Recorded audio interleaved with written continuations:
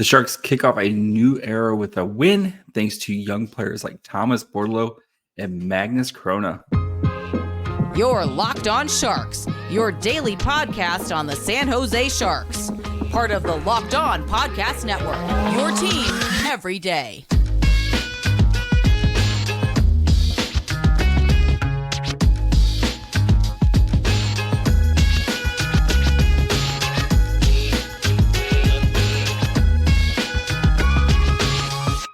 Hello, welcome to Locked On Sharks, the premier hockey podcast of your favorite team in the Bay Area. My name is JD Young, contributor at San Jose Hockey Now. I want to thank you for making Locked On Sharks your first listen. Probably part of the Locked On Network. We cover your team every day. And if you want to be an everydayer, all you have to do is just follow wherever you get podcasts, or you can watch on YouTube as well. And today we talk about the start of a new era. As the trade deadline is behind us, we're going to talk about the Sharks' 2-1 win over the Ottawa Senators, thanks in large part to Thomas Bordeleau and Magnus Chrona. Dig into the numbers of this game, and then, of course, talk about the newest Sharks prospect, David Edstrom, and kind of do a deep dive on him and what Sharks fans should be expected out of Edstrom and when we might see him in teal. So before we get into all that, do want to let you know today's episode is brought to you by Game Time. Download the Game Time app, create an account, and use code LOCKEDON for $20 off your first purchase. So new era Sharks snap a 9-game losing streak to the Ottawa, or in general, beat the Ottawa Senators 2-1 in large part to the young players kind of showing up in this game. Thomas Bordeleau having 2 goals, Magnus Chrona 31 saves on 32 shots, and you're just getting contributions from the young players. And I know 100% Team Tank. Now as of I'm recording this, the Blackhawks play here in like half an hour or so. By the time you hear this, you'll know what happened with the Blackhawks game today. But Sharks still are 2 points back of the Blackhawks, but they with several games to play in hand. With 2 games in hand, I think the Sharks have 2 games in hand on the Blackhawks by the time you listen to this. But still, you're getting it's the young players, the contribution from the young players, right? And that's what you want to see.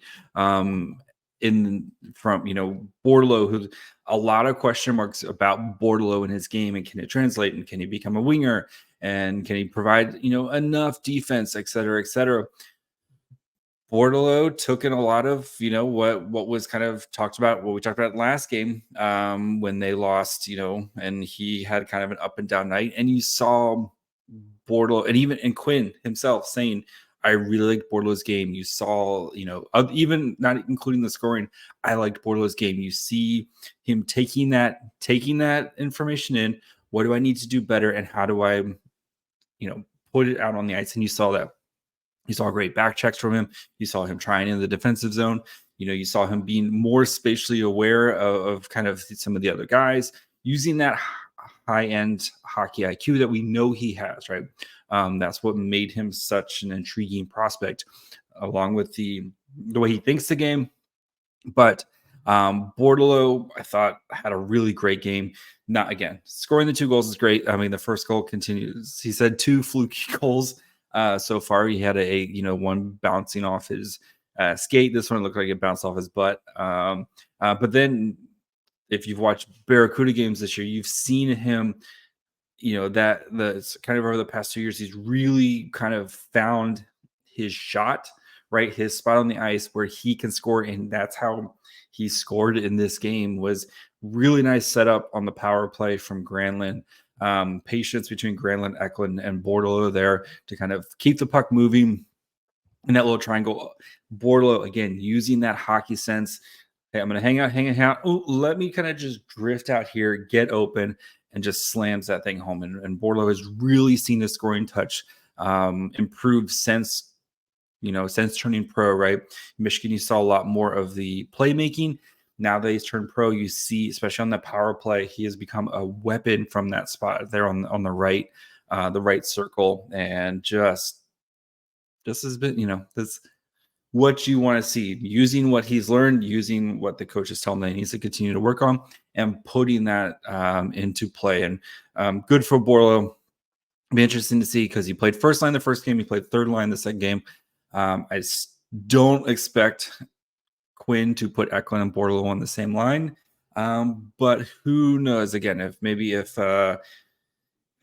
it's not broken right now, don't fix it. So I expect to kind of maybe see the same lines. There's no practice right now. The Sharks are getting kind of a couple days off here before they head on this East Coast trip. So we won't really know anything until Tuesday morning, kind of what the lines are going to look like. So, but good for Bordeleau.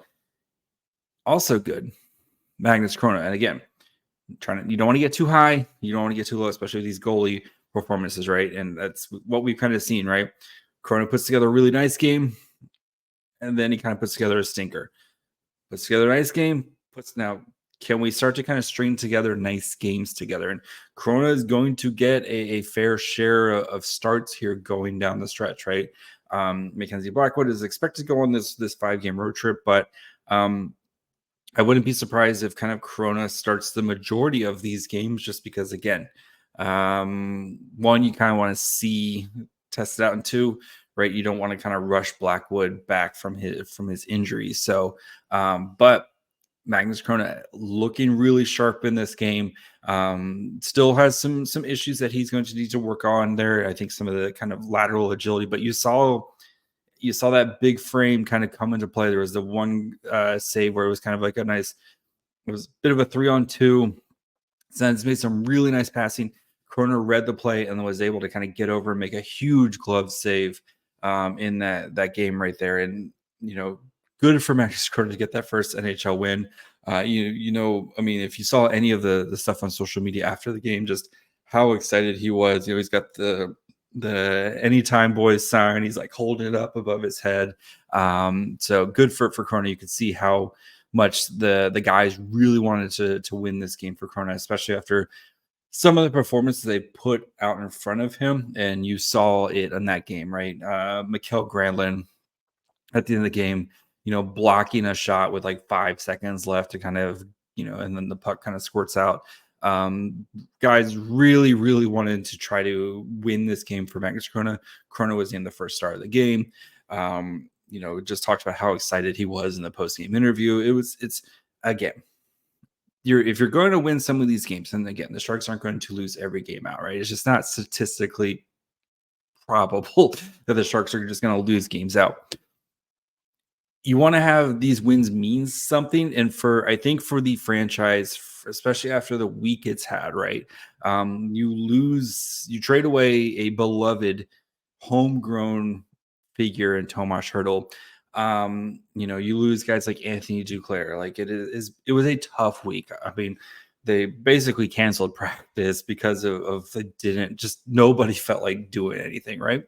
And to come out and respond this way, play a very good game, but getting the contributions from you guys. And yes, guys like Mikael Granlund, I expect Granlund to be here next year, right? I don't, especially after the Hertl trade, I expect Granlund to kind of be kind of one of the veteran guys for next year. But having your young guys contribute, Magnus Chrona, William Eklund, who had an assist, and even on the first goal, didn't get an assist, but his pass across the ice through the slot to Granlund to kind of set things up there from there, kind of set the table from there. And just, you saw a great back check from William Eklund. Like, you're getting contributions from these young guys. If you're going to win a couple games, at least make sure it's worth it with the young guys being the guys who are contributing in here. So, yeah, good for the franchise to kind of, as you turn the page, start to kind of look towards the future. Having some of these young guys be the guys kind of leading the way with help from veterans like Mikael Granlund, Mario Ferraro, et cetera, et cetera. It's just,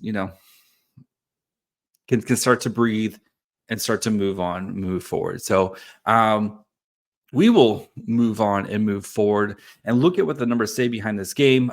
Look at kind of how the Sharks weather the storm in the third period here, and all that fun stuff in just 1 second. If you are looking to get tickets for whatever event, whether it's a comedy show, sports event, maybe you want to go see a Giants game as baseball season already start, maybe you want to go see the Warriors play before basketball season's over, you need to check out Game Time. They have killer last minute deals, all in prices, views from your seat, and their best price guarantee. Game Time takes the guesswork out of buying tickets. The thing I love about Game Time is you can see what your seats are going to look like. Nothing worse than getting to an event and realizing I have bad seats. Actually, the only thing worse is when you go to buy your tickets and other companies like to slam a bunch of fees on top. With Game Time's all-in pricing, you know exactly what you're going to pay when you go to check out. There's no surprises there. So check out Game Time. They're obsessed with finding ways to save you money on tickets. They take the guesswork out of buying tickets with Game Time. Download the Game Time app, create an account, and use code LOCKEDON for $20 off your first purchase. Terms apply. Again, create an account and redeem code LOCKEDON, LOCKEDON, for $20 off. Download Game Time today. Last minute tickets, lowest price, guaranteed. All right, let's dig into the numbers of this game. So, very weird that both goals were 5v5. Well, not really, because both the penalty kills were terrible going into this game. I think the Sharks are ranked 31st and the Sens are ranked 30th, if I recall correctly. So special teams game. But I thought the Sharks at 5v5 played pretty decently, especially versus Sens team, who is very good at 5v5. That's how they're one of the top teams in the league when it comes to scoring 5v5 goals. And the Sharks didn't give up one 5v5 goal. So, but this game was a fair amount of special teams. The Sens' just inability to not take dumb penalties really killed them in this game, because that was kind of that was how, especially with the Sharks' power play has been playing recently. Just Sens taking dumb penalties. So we had 46-58 minutes of 5v5. Shot attempts were 50-47 in favor of the Sens. Corsi for 51.55 to 48.45. Actual shots was 23-16 in favor of the Sens. Scoring chances 22-20 in favor of the Sens. High danger chances 8-7 in favor of the Sens. 2.14 to 1.79 expected goals for. So this was pretty even for the first two periods. The Sharks, I think, the Sharks started out strong, right? And then the Sens kind of climbed back into it, especially since they were down 2 goals from about midway through the game and kind of trying to climb back into it. But the Sharks definitely had the better of the first periods, and then the Sens, like I said, kind of crawled back and had a pretty even second period. In the third period, where it was kind of the Sens. But for the forward lines, so in this game we had Barabanov, Granlund, Zetterlund played. They were the top line. Kunin, Eklund, Zadina was your second line. Bordeleau, Sturm, Hoffman was your third line. And then Klum, Kostin, Carpenter, and Justin Billy was your fourth line. Yeah, Kostin, we'll get to him in a minute. But Barabanov, Granlund, Zetterlund, they played 12-25, 14-13 shot attempts. Actual shots was 4-8 in favor of the Sens, 0.35 to 0.39 expected goals for, 6-6 scoring chances, 1-2 high danger chances, with 4-5-5 zone starts. Kunin, Eklund, Zadina played 8-19, 4-12 shot attempts, 2-4 actual shots. Expected goals for was 0.04 to 0.31. So they gave up 4 scoring chances, no high danger chances. So that line, again, we'll see. I'm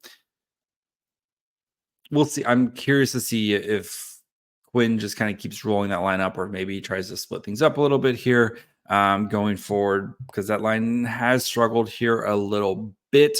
But that Senators kind of second line, has been very good this year. So Bordeleau, Sturm, Hoffman, they played 758, 9-7 shot attempts, 3-4 actual shots, 0.38 to 0.23 expected goals for, 5-4 scoring chances, 3-2 high danger chances, with 2-2-4 zone starts there. So And then Klim Kostin, Carpenter, and Bailey, 434, 8 to 8 shot attempts, 3 to 4 actual shots, 0.35 to 0.44 expected goals for, 2 to 3 scoring chances, 2 to 2 high danger chances. So not too bad, I thought. Kostin, he just didn't really play much, to be honest. Did have a penalty in that game, so I'm trying not to reserve much judgment on him right now because, again, he played a whopping 6 minutes and 41 seconds in this game. So and had a penalty. Did have a penalty as well. So we'll see. I expect as he kind of gets a little, gets a little bit more comfortable, we'll probably see that ice time maybe creep up here a little bit more. So, but overall though, I think from the forward lines, right, I'm still that second line. I think still needs a little bit of help with Eklund.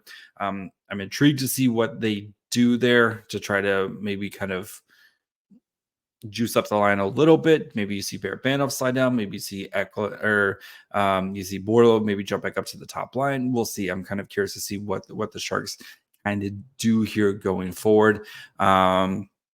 Or if maybe they recall like a Daniel Gushin or something like that going into the road trip here. So, the Sharks plenty of and just as a reminder, you can have, now that the trade deadline's over, you can have more than 23 players on your roster as long as you're still cap compliant. The Sharks are 100% cap compliant because they've got $1 bajillion, and so they can call up more people here. So but you only have so many recalls from your team here. So whether that's, I think you can bring up 4. McDonald has been brought up. Bordeleau has been brought up as well. So we'll kind of see how they kind of manage some of these call-ups here. But Gushin, I wouldn't be surprised, gets some time here. I know it's been a little bit quiet for him after his injury, but I wouldn't be surprised if he gets a recall here soon. So as for the defense, so McDonald played in this game. Jan Rudolph dealing with a little bit of an injury. Kyle Burrows at 5v5, 23 shot attempts, 16 when he was allowed when he was on the ice. He actually led the way in all skaters at 58.97 Corsi 4. Addison 15 and 11, 57.69. Ferraro 23 and 17, 57.50. McDonald, 15 and 12, 55.56. And then Vlasic Thrun combo kind of got caved in, 9 to 21 and 9 to 23, 30%, and then 28.13% Corsi 4. So that defensive pairing was really picked on in that game. So as for Magnus Chrona's night, like I said, he had 31 saves on 32 shots against. 1 goal against. Expected goals against was 3.19 in all situations. 0.969 expected save percentage. 6 high danger saves on 6 high danger shots. 10 mid danger saves on 10 mid danger shots. And then 15 of 16 low danger saves. And even like the goal he gave up was on the power play. Stuchla is very, very good. Would he have probably liked that one? Maybe squeeze the 5-hole a little bit there, but I mean, Tim Stuchla, he's very good. So I thought Magnus Chrona was excellent all night. So again, can you string together we don't want another get pulled in the first or give up 7 type of, can you string together a couple of good ones here? So hopefully this is kind of that big confidence booster of okay, I belong. Can I go from here type of performance for Magnus Chrona. So we'll dig into the Sharks' newest prospect, David Edstrom, kind of go back and look at his scouting reports, look at, kind of his scoring, look at all that fun stuff here in just 1 second. Say goodbye to busted brackets because FanDuel lets you bet on every game of the tourney. Whether you're betting on a big upset of a 1 seed or it's time to go dancing on America's #1 sportsbook right now, new customers get $200 in bonus bets if your first $5 bet wins. That's $200 $200 to spend on point spreads, money lines. You can even pick who's going to win it all. Just visit FanDuel.com/lockedon and bet on college hoops until they cut down the nets.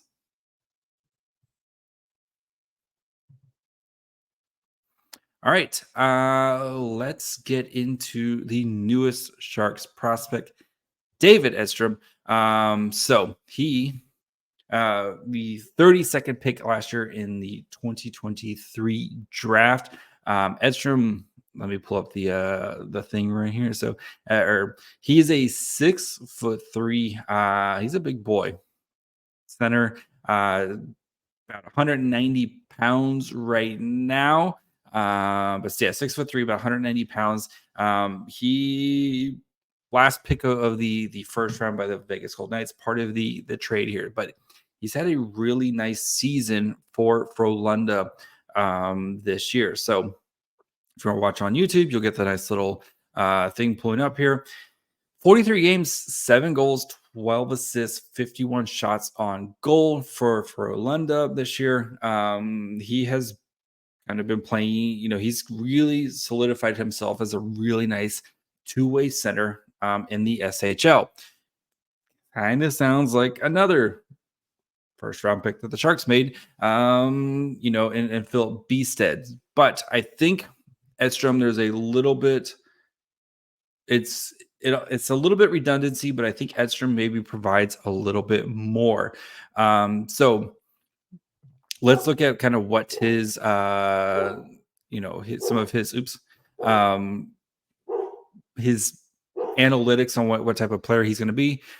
So JFresh has him as a 14% chance of becoming an NHLer, 2% chance of becoming a star. Star is a top 18.5% WAR, wins above replacement. NHLer is playing 200 plus games with a positive WAR, as he puts it. And then Byron Batum has him as a 33% chance of becoming an NHLer, 2% chance of becoming a star. NHLer for him is 200 games threshold. And then a star producer is a 0.7 career points per game for him.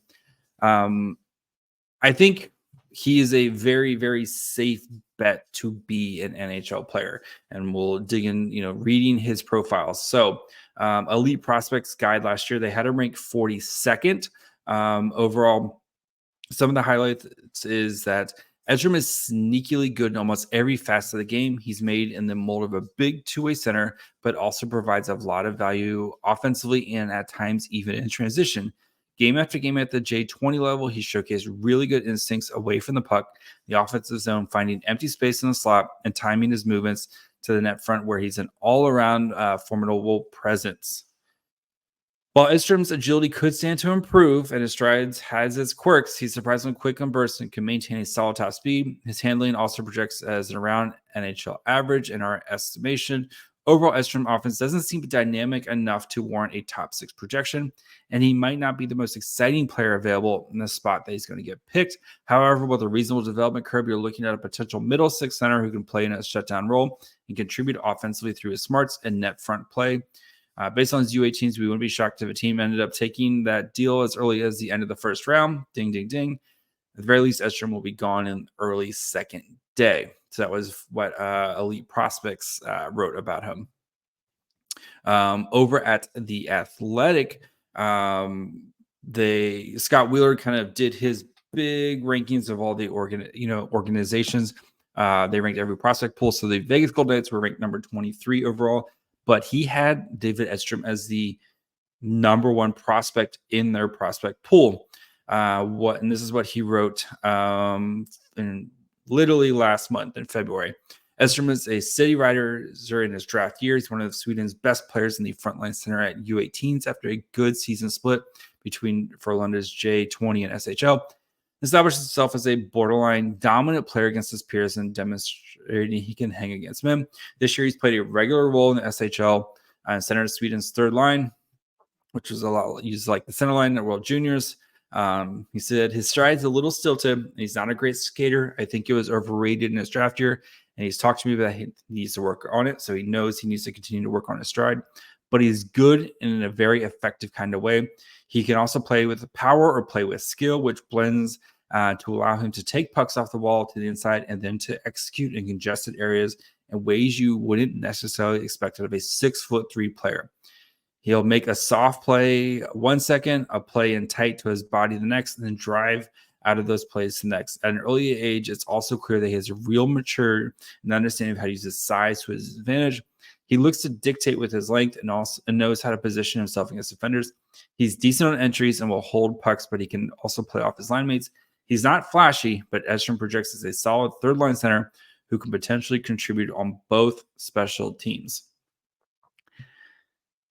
The Sharks just found a new 3C, and that's perfectly fine. Again, not every player can be a top 6 forward, and it sounds like his floor is just very, very, like, you know exactly what you're getting out of David Edstrom. And yes, that gives you more insurance. That way, again, you're getting more insurance. You're going to have Will Smith, right? You're going to have a very high pick in this year's draft. Hopefully you get lucky and, the Sharks get Celebrini and that solves your 1C. And having Edstrom as your 3C of the future, that's fine. Again, that's perfectly fine. I put him kind of, I think he's going to be a very safe pick, right? This is a very safe player. You know exactly what you're going to get. He's going to be big. I think he's going to provide some offense for you. I think he's going to, is going to be a good two-way player. That's exactly what you want as your 3C, right? And he is cost controlled for the next bajillion years. So that's fine. That's perfectly fine, right? That's what you're hoping to. You want to get NHL players at the back end of the first round. Hopefully they pop, right? Hopefully you get a Quentin Musty. Again, we're hoping Quentin Musty continues to pop, but you want to get NHL players out of the first round. You're getting an NHL player out of David Edstrom. Maybe it's not the sexiest pick. That's fine. It's not the sexiest prospect. That's fine. You have plenty of those. This is a very meat and potatoes. That's how but you're trying to build a winning roster here.